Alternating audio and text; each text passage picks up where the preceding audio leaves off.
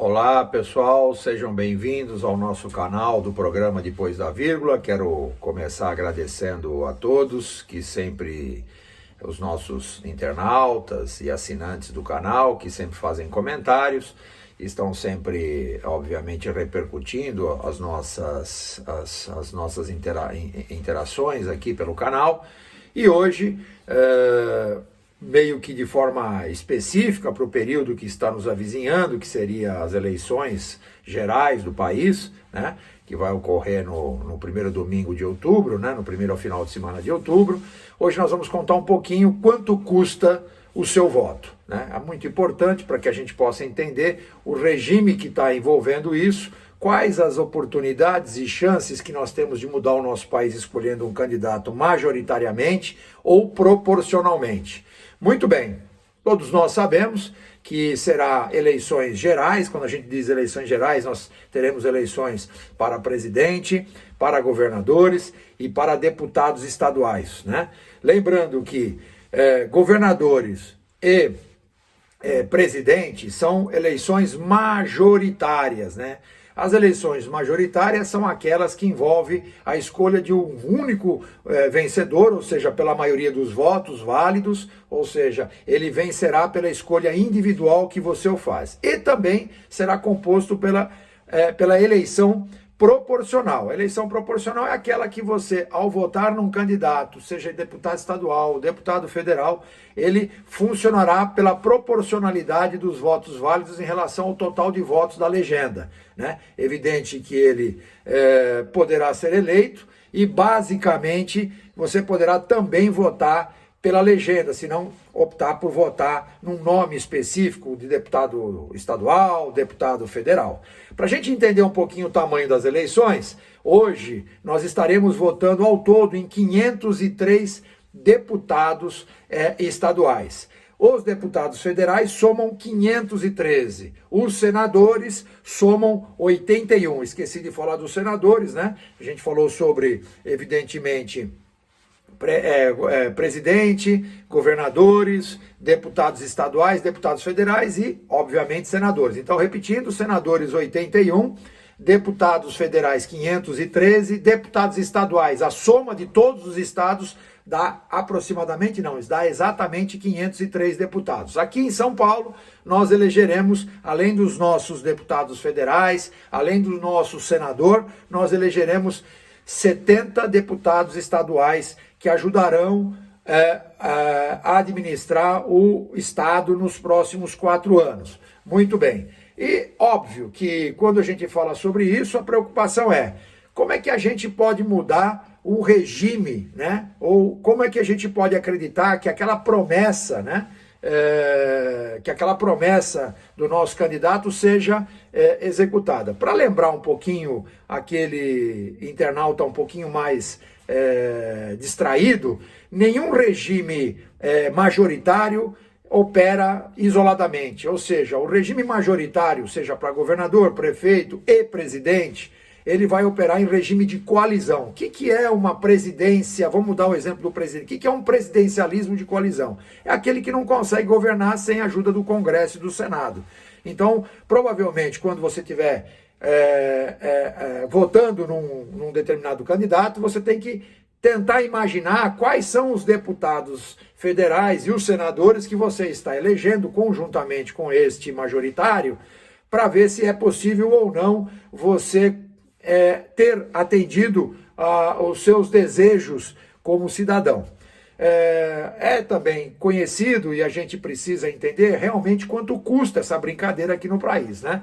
Então, por exemplo, um parlamentar, ele custa aproximadamente 5 milhões de dólares ao final de um ano. Não é um número para você estranhar. Vamos lá, de novo.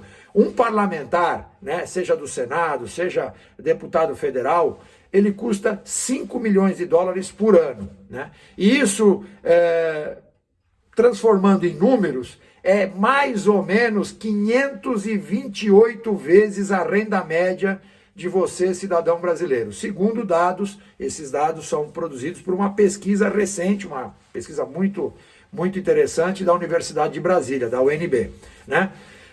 Também para que a gente possa entender quanto custa essa estrutura, né, do Congresso Nacional para os cofres brasileiros. Isso custa aproximadamente por ano 2,98 bilhões, de novo, 2,98 bilhões de dólares, ou 0,15% de toda a riqueza produzida no Brasil, essa estrutura do Congresso Nacional. O Brasil, evidentemente, é um dos países mais caros, que tem uma estrutura mais cara política do mundo. O Brasil tem uma das estruturas mais caras. Para a gente fazer uma comparação lá com o Tio Sam, lá com os Estados Unidos da América, os Estados Unidos têm, obviamente, uma despesa com o Congresso Nacional quase que o dobro da do Brasil. Só que, atentem, não é exatamente essa a conta. A conta que tem que se fazer é quanto esta despesa do Congresso Nacional, seja aqui ou nos Estados Unidos da América, que é a nossa brincadeira, a nossa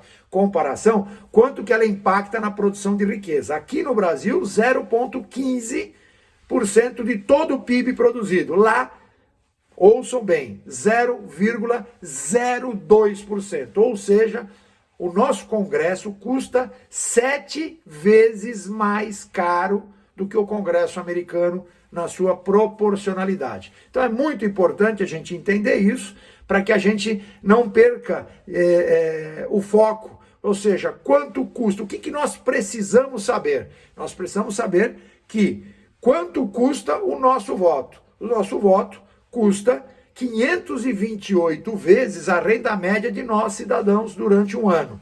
Ou seja, cada parlamentar que você elege, que você coloca lá, que você transfere a sua caneta, ele custa 5 milhões de dólares ao final de cada exercício, né? Esses números são bastante significativos quando a gente fala sobre isso, até porque o país vive uma discussão polarizada entre este ou aquele, e o que a gente vê é muita conversa sobre política velha, política nova, e eu quero que vocês saibam que isso é balela, não acreditem nisso, que essa historinha de política nova, política velha, isso só funciona se você tiver uma coesão de poderes. É óbvio que é importante para a democracia que haja oposição, que você não silencie a oposição, mas você precisa entender que você tem uma quantidade imensa de partidos que só está à disposição para emprestar a caneta na hora de ganhar parte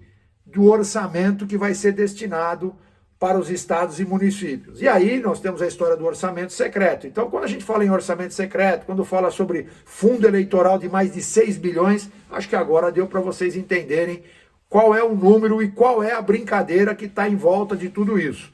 Tá bom, pessoal? Então, era esse o bate-papo, olhando aí para as eleições, tentando esclarecer você, eleitor, você, assinante, internauta do meu programa. Curta o meu programa, acompanhe e, muito importante, fica de olho no voto. Existe aí sites para você acompanhar o desempenho do seu candidato ou aquele que você quer saber o trabalho, se é uma reeleição, se ele realmente fez um bom trabalho no último mandato dele. Você tem como investigar isso como a ficha limpa, é um grande avanço da nossa relação com os candidatos.